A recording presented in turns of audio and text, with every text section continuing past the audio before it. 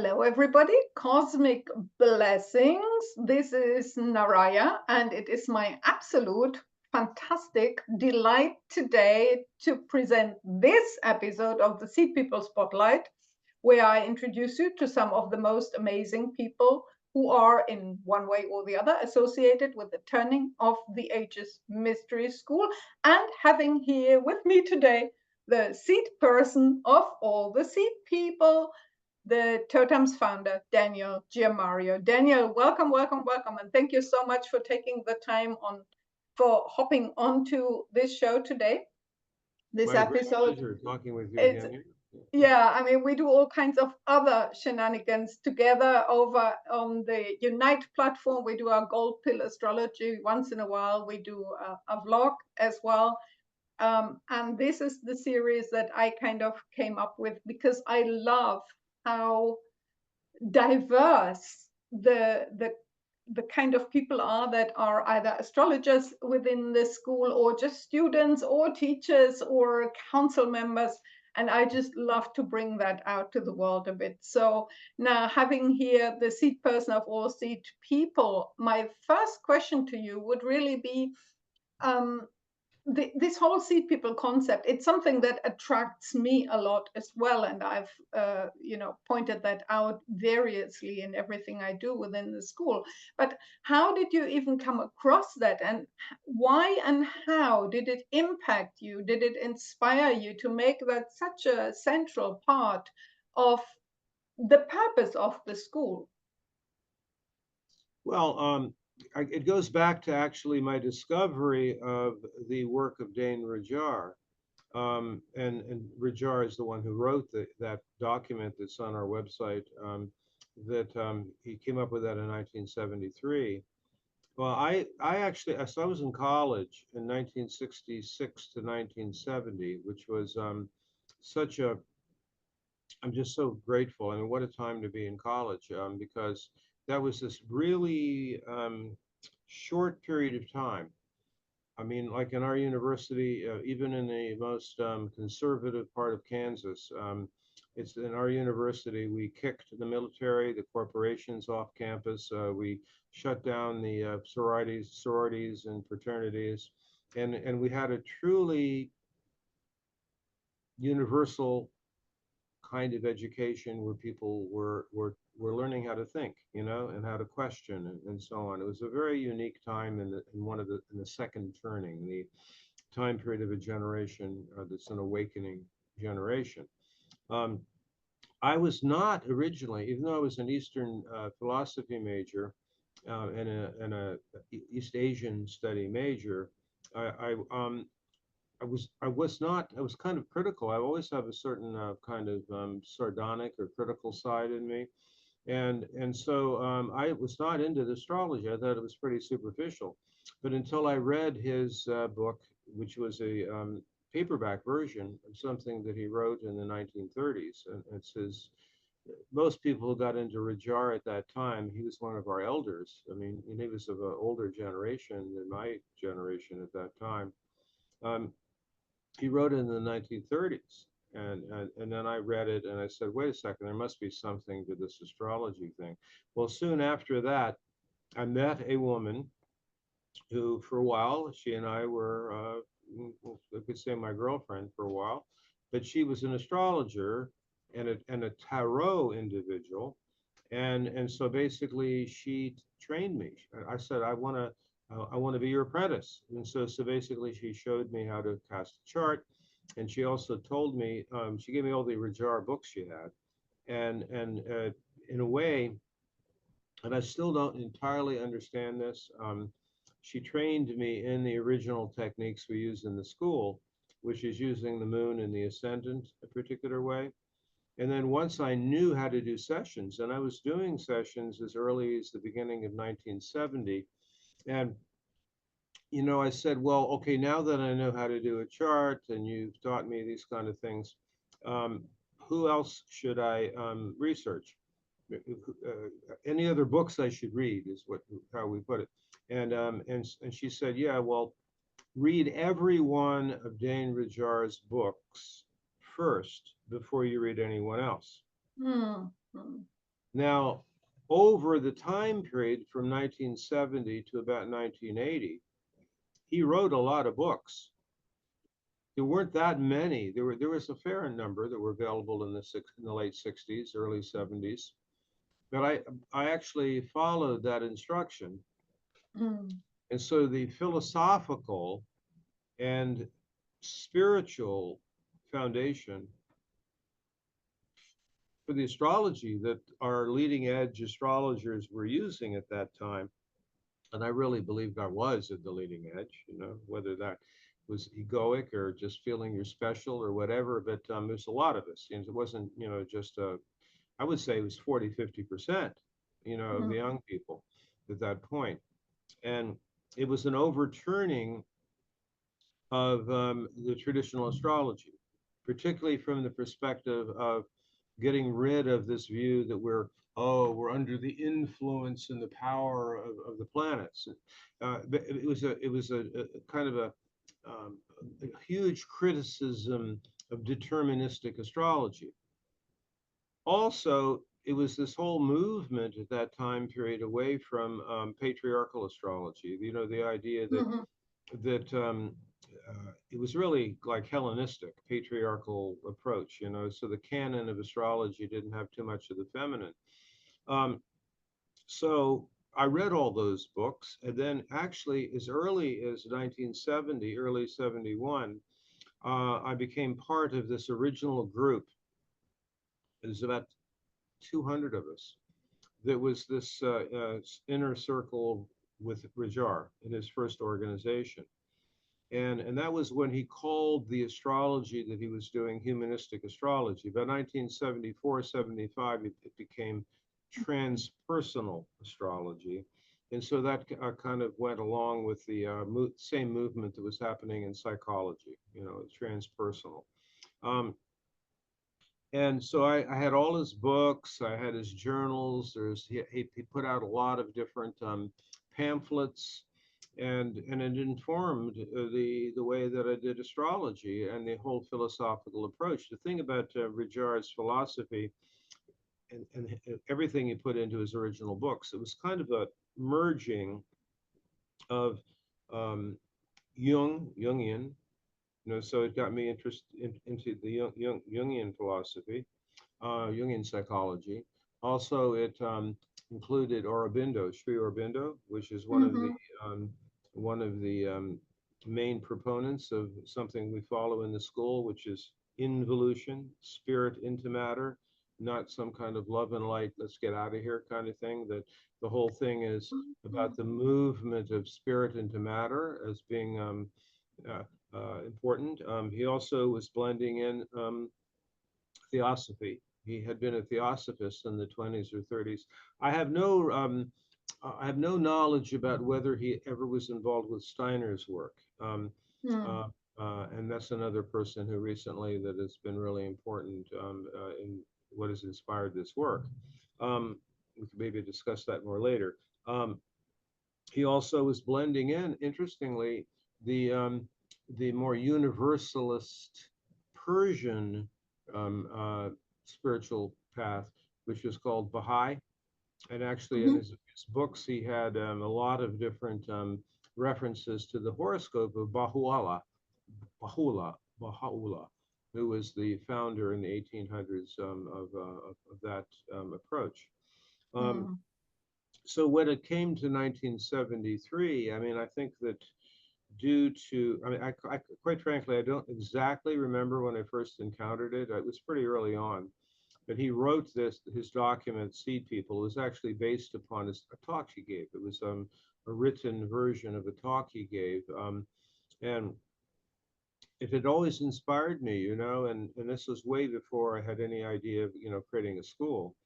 Actually, there was never really a formal school associated with this body of work until like early 20,000, you know, like 2002, something like that. Mhm. Although I had a unincorporated organization starting in 1987, which was called the Harbingers of the Turning of the Ages, which was right at the point when I became a full-time astrologer in Mm. 1987.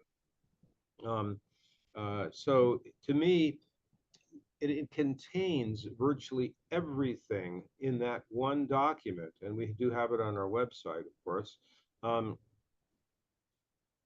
that is most essential to the vision of the school. Um, for example, uh, an awareness during the an awareness of the times we're in. And this is back in the early 70s. And back then, during that whole thing, I mean, even Rajar thought at that time period that the things that were taking place in the late 60s were world-changing events. Um, like it was going to change the world. He wasn't aware of the whole philosophy of the different generational turnings, at least, like the fourth turning, which I've written about before. But um, every concept was in there, like basically saying, I have no idea. I look ahead into 2010, 2020, or so on, and it's like it looks dark. I'm really concerned about what's coming. We don't know what's coming, but what I do know is the importance of becoming a seed person. Yeah, absolutely. I cannot agree more with that. For me, this whole seed person concept or document is really for oneself to be aware of one's own commitment to be an agent of awareness and of change during this time that we in the school call the turning of the ages, that you have coined that expression so beautifully. um, which I also love because it's kind of neutral. It doesn't have any strange associations like the age of Aquarius. There we Right. go in rabbit holes that are very difficult to Nothing, navigate. nothing but glamour. Exactly, exactly. And to fake false, love and light, lovey dovey, fairy sprinkles, unicorn kind of stuff. But with the turning of the ages, it's simple, it's easy. And so the seed people or seed person concept is really okay, this is what I'm committed to. This is why I'm here to make some type of meaningful contribution to this turning of the ages. And then the particular astrology that you have developed, that paradigm actually helps me, and I suppose everybody else who's interested in that, to figure out what these meaningful contributions could be, or what we are ideally suited to contribute. Like you always quote, I know, Ruja saying, if you don't fulfill your, or is it Jung, your dharma, there will be a hole in the universe where you're meant to be. Yeah. And so, so we can each inhabit our place in the best way possible. I have not found a better approach than the TOTAMS astrological paradigm in order to figure out what are the archetypal energies that I'm supposed to be um, Mhm. embodying, incorporating, leaning into, and maybe leaning out of as well.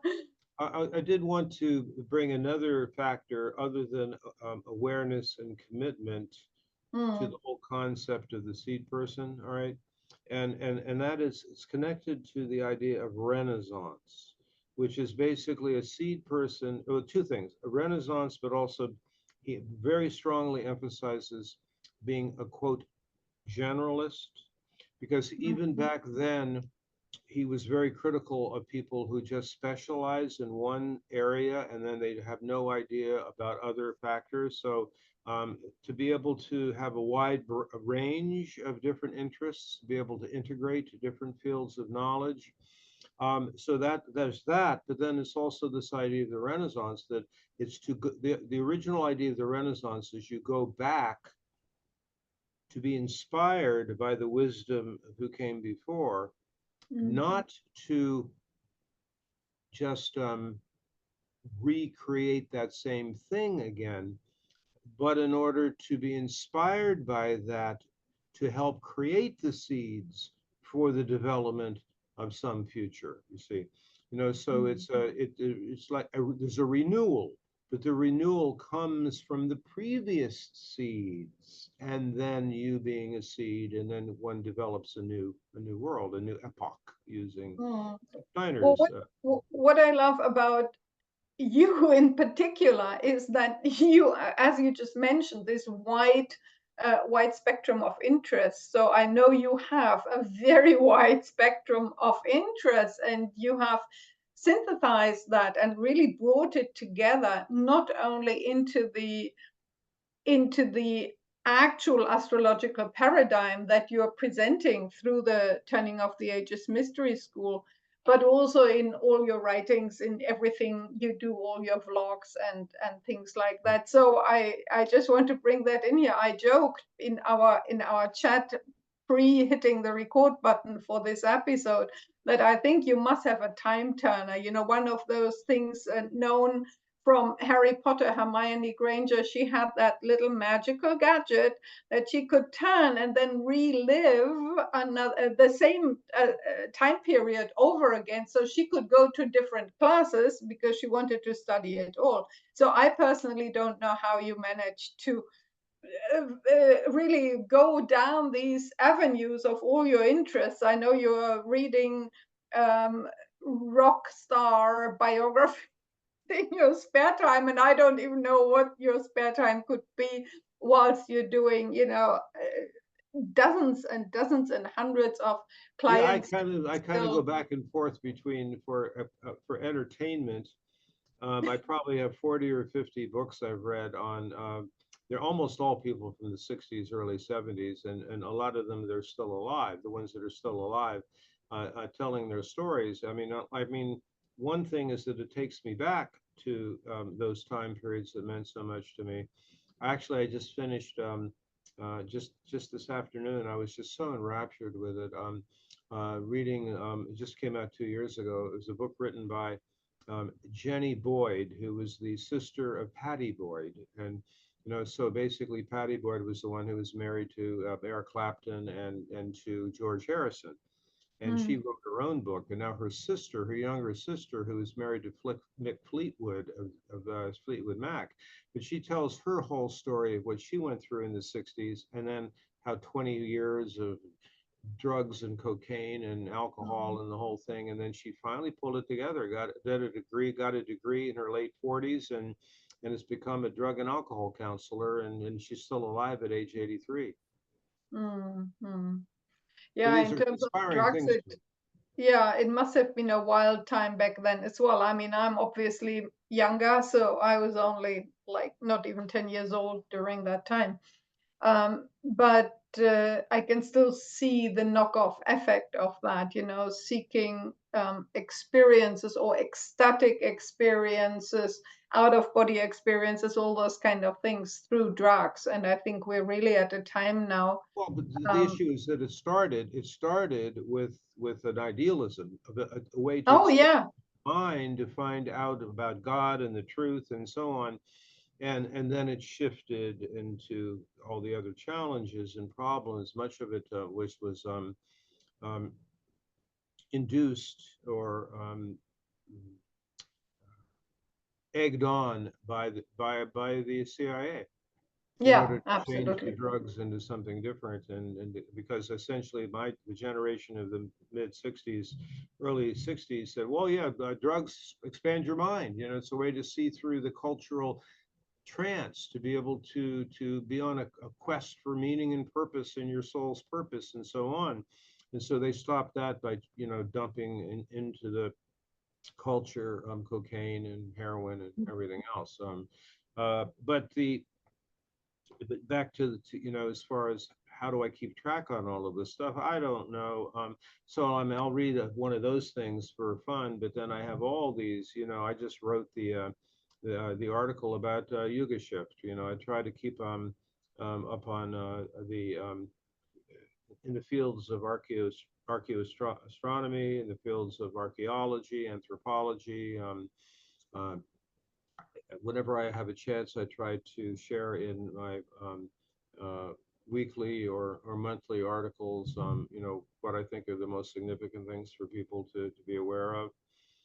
I usually don't waste my time. Well, the funny thing is, one of the alternative news persons I really love, his name is James Corbett. Mm. And he has this thing every so often where he says, I have read Bill Gates's recent book, or I have read Klaus Schwab's book, so you don't have to. And so then, and then he'll give a rundown on it. But I do it from the things which, like, I might have a 600-page book, so I have read this, so you don't have to, although it'd be good if you did. But then I'll make the key points. Here's the important things to learn from it. So, and that's what I did with Yoga Shift on the more recent blogcast on that. So I try to have a broad understanding of what's going on. Mm. And I love that because, you mentioned earlier on that back then when you were in that inner circle of the Rujar Yeah. movement, maybe one could call it, he was an elder in your circles, in your world. And now you are our elder. Literally, I mean, I just want to pop that in here. I never thought of studying astrology ever because whatever I knew about it, read about it, didn't apply to me. I couldn't find myself in that at all. And then events transpired Mhm. and I developed questions, and through night sky observation, that only the Turning of the Ages Mystery School had answers to. And that's how I got interested. And then, after a whole year of contemplating this, I finally made the move and started to not only study this astrology, but also work with the school, which I'm hugely grateful for. Mhm. And back to that, you are now the elder. You are somebody who is vastly experienced, not only in the astrology, but also has this wonderful ability to digest all kinds of different concepts and then present that and offer that onwards to other people. And that's what I personally really love. Plus, that the school, certainly with you as the seed person of the seed people, has become a place for the unassimilables, as we call them.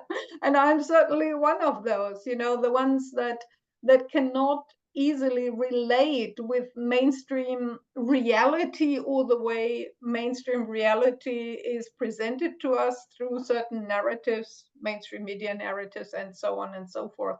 So I have, before I made that decision to approach the school, I have looked around wide and far, and I have not found another elder like you are, and I really, really appreciate No. that. So it's something that I know that everybody who comes into the school or has something to do with it is looking for that kind of elder wisdom, which is often what is discarded right now on the whole planet, but we certainly need to come back to that. And your knowledge and wisdom there is absolutely super Yeah, appreciated. there's my wife is always fond of saying things like, just because you're old doesn't mean you're an elder. That's very true. I mean, we have, young people with old souls that very much appear as elders, but we also have older people who are not elders at all, and many Yeah. of them, even in the astrology world, right? There's still perpetuation of stuff that is, almost misleading to people. One, if one is a bit picky or sardonic, as you call, one could say that. But there's one other thing that I would like to Mhm. to go down a little bit. So I know now from your story and Hmm. some of these stories you have told before, that you have quite a number of non-physical teachers in your at your back, basically, where you derived experiences and knowledge and deeper understanding, inspiration from. I recall you telling stories about, obviously, your vision quest on Mount Shasta. I think that was 1981. Am I Yeah, mistaken? yeah. Mhm. 81. Oh, look, I have some type of memory. Then also your frequent hikes into the crater of Haleakala on Maui, and the Grandfather Rock in Joshua Tree. So that is something I would like you to just expand a little bit about. Oh, here it is. Wonderful, wonderful, wonderful. Yeah, I mean, I personally have such teachers as well. I find them everywhere. And it's something that I really feel is probably inspiring for other people to hear about, that this is even possible, that we can develop relationships, teaching relationships or loving relationships or caretaking relationships with Right. places, with the land, with Mother Earth herself, or with a rock or a volcano or whatever, or a mountain or whatever the case may be. So tell us a little bit more about that. Yeah, well, How I've thought about this a lot, and actually, you will not have heard this story, which is that it was all the way back in the mid '70s, and maybe, well, actually, when was it? Yeah, somewhere in the '70s. And I had not actually, at that point in my life, done a lot of camping. And so basically, I was living in the Los Angeles area, and my middle brother, Tom, said, Daniel, I know this great place to go camping. And so, okay, let's go. And it was under the full moon, and it was in the Ojai, California area. And so we go camping, and it's a full moon. And I was just, I was doing astrology, but it certainly was in my early days of my practice, right? And so it was a full moon, and it was a beautiful evening. My brother Tom is camped under this huge tree where you could not even see the sky. And I wanted to go up on the top of a ridge. And I had the opportunity of seeing the full moon come up as the sun was setting. And it was at that moment I said, or I felt, oh God, I know what an opposition is. So I actually felt it in my body what the nature of the sun moon opposition was. It wasn't an elect. It was the first time I experienced that it was not just in my mind. I felt it in my body. Um, when I went on the Vision Quest experience with Joan Halifax in 1981, up into this, at that point, it was pretty deserted. In 1981, there wasn't a large number of people going there. By 1987, 88, 89, it's like we had to go to a different valley because so many people were going there. The 80s were pretty wild for that. But we went to what was called Squaw Valley, and we went up on a high ridge. And during that experience, I had a real edge experience. In fact, I kind of had a hypothermia. I almost died actually, and it was but that produced in somebody with as stubborn a mind as me that required enough vulnerability. And so basically, what happened that night is that Joan actually figured out how to save me because she thought I was going to the other side, and the vulnerability that was produced by that, I felt the land and the sky meet me. The mountain became real to me. And I looked up at the sky, and it's a direct download, from the stars and the land saying that, Daniel, if you're going to continue to be an astrologer, it must involve knowing the sky. And so I had a dedication and commitment at that point to make sure that in this school, then a person is not only knowing astrology because they have studied the notes or know it intellectually or knowing the right answers, but that they have a direct transmission from the planets and star patterns themselves during timings and ceremonial kinds of experiences. But what happened after that, including at the Grandfather Rock, places like Fish Lake Valley, which we have videos about, Haleakala, which I ended up having maybe 40 or 50 different backpacks into the crater and out of the crater, all through the uh, the 80s and 90s, well, when I moved to lived in Maui during that time, um, there's this thing that I only became clear about what was happening later on. Um, I've been blessed in my life by pretty early on knowing what my sacred work was. I have not been until after age 60 strongly blessed by my relational life. So Mhm. there's been, definitely challenges in that area. But I have Venus in Virgo, conjunct Saturn. And it was late in the game when I just realized my guide all along in the creation of this kind of astrology and in this school has been her, which that you know who I'm talking about is the what is his name, the shaman from Zimbabwe. He Mandaza. Yeah, and he used to always say when he would ever do a ceremony, that one woman. He would Mhm. always do that, and that's her, and that's basically Earth Mother connected to the sky and the patterns of the sky, the patterning of the sky and the land. And I've realized, and I've had these experiences that I cannot discount, where I've found sites. I've been directed to places that are not marked. There is no previous knowledge about them, and they actually became the places that we took our groups to. And I, Mhm. and I became finally, I said, wow, what is that thing that happens when I go there? Oh, I feel this overwhelming tingling feeling in the back of my head. And I realized that she has always been with me. And it wasn't about having some kind of Libran perfect love with a soulmate. It was this relationship with her, and that's what has happened to me when I go to these places. So over Mhm. most of my life, essentially, what I do is that I'll research something. I'll learn about some place that that they say, well, this is a go to Peru, or go to Göbekli Tepe, or go to these different places. I'll research it. So, well, that looks interesting.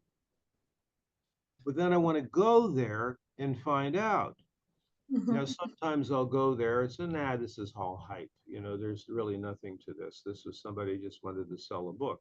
And then other time periods, it'll be, oh yeah, there's something going on here. And that's an example of what happened at Callanish. Mhm. Yeah, I totally relate to that. I operate in the same way. I can read about places and then go there and then okay. Oh, but here there is Right. something going, But it just was like from you. direct experience. It's kind of a Mhm. combination of some knowledge, research, and knowledge. This is my approach. I'm not saying it should be everybody's, all right? And so knowledge and research, and then you go and experience it. And if those Mm. things connect, then you continue. I actually have it often the other way around. I go to find myself at some Yeah, place and I experience something or a resonance of some kind, and then I start yeah, looking yeah. up what's going on here, what is this about, and then I find more information about it. But that's really interesting how this operates, and I'm hugely grateful that we are still exploring places as the school, right? We have big plans. We've spilled the beans on that already. So there's more events coming on, live in-person events under the night sky, celebrating and ceremonializing those big night sky events, both at Faywood Hot Springs. I think you want to put the final stones in Four for stones. Yeah. Hmm. in that big stone circle that is super powerful. It's a really great power site there. And then more events for the solar eclipse in 2026 in the Basque Country in Spain, and 2027 at the Siwa Oasis in Egypt, Right. escaping hopefully the crowds that will descend on the other parts of Egypt. Reason, yeah. Mm. No, I really love that. So I think we unfortunately should round it off somehow. My final question always is to everybody, is there anything in the astrology, in the stars, the planets right now that, and it can be something for you personal, that most impacts you, or something for the collective that you would like to comment on? Hmm. Wow, that opens a pretty wide door there, and so my answer to that would be to connect in with my weekly writings and the monthly long article, which is about plasma in this next newsletter, and Mm. how the plasma experience connects with solar eclipses and the lunar standstill. And then I have a lot of focus right on the moment. I'm thinking about August because in August there is a Jupiter um, Mars conjunction, Mm-hmm. Mm. which is at exactly the same degree as the new moon in a couple of days, and but even more importantly, the same degree as where Mars himself began his synodic journey at the end of December 2022. So this whole thing about where that conjunction of Jupiter and Mars is super important because it's just like the same degree, uh, and that is also strongly related to everything I've been looking at regarding the U.S. chart. I mean, the Mm-hmm. U.S. United States is right in the crosswires at this point. I mean, basically the Chiron return, the Pluto return, the fact that the U.S. chart has Venus in Gemini, sorry, Mars in Gemini, Mm-hmm. and that's this whole proclivity of the United States, even though the founding fathers were warning against it, which is to become a two-party state, red, blue, blue, red, good hats, white hats, black hats, good guys, bad guys, but it keeps flipping around. If you've been along this journey as much as I have, since the 60s, it's gone back and forth. I mean, it's like you'd really have to have some sense of history in order to figure out what's going on, and Mm-hmm. the way in the internet generation with the low uh, capacity to be even interested in history or to actually go back and learn from the past, um, it's easy to manipulate a population. And if you know what's happened before you, and that's what I loved about Steiner, is that when he was writing in the early 1900s, he had a thorough understanding of European history through the 1800s. So he absolutely knew what World War I was about, you know, and which is not what people learn in school today, as far as how that all took place. Not to speak of World War II, Vietnam. We go on and on about all of that. So those are the things that I'm thinking about here, and then last but not least is that March 2025 is the very end of the ascending Kali Yuga, and then that's a turning point that only happens once every 26,000 years. Yeah, definitely. I mean, the next few months, even weeks, have massive transformative potential. In which direction that might go off remains to be seen. Um, and yeah, we'll just have to take it as it comes, because as you have said before, even the best astrologer cannot exactly know what that's going to look like, but Right. we can look at the energies at play and make some informed guesses, I would say, as what manifestations of that might be, or what to look out for during that time. It's the Yeah. very same thing I say to every client. They'll ask me, what should I do, or what's going to happen, and I'll say, well, even the greatest astrologer on the planet does not exactly know what great mystery has in mind. However, 95% of the time, this is what I've seen happens. You know, Mhm. and that's rather remarkable that you can, assist people that way. But at the same time, having a great deal of openness and sense of wonder. That's why I'm interested. I keep being interested in all this, because every time I do a session for someone, I learn something. I don't really know for sure. Every pattern is so unique. Every individual's journey is so specific to the intention of their soul, and that is extremely exciting, interesting. Uh, really grateful to be able to be part of working with people like that, where I can actually help as an individual, but also to be able to give another individual permission to be on their journey. They might not have known what that was, or they just needed validation for it, and so those of us, the astrologers in our school, we all do that, so it's really important to focus on what's important in this approach, which is to assist people to as best as they can be in alignment with their life purpose themes. Because if you know what your life purpose is, it doesn't really matter what happens, because you're Yeah, taking place on the wheel. I think that's the perfect final word here. Once this video comes out, people who watch this might still be able to catch our free and open to all members call. So we want to invite new members into our school, and in order to make that more available and more accessible, we decided to make one of our monthly members calls free and open to all. That will be with Daniel and our wonderful colleague Sylviane.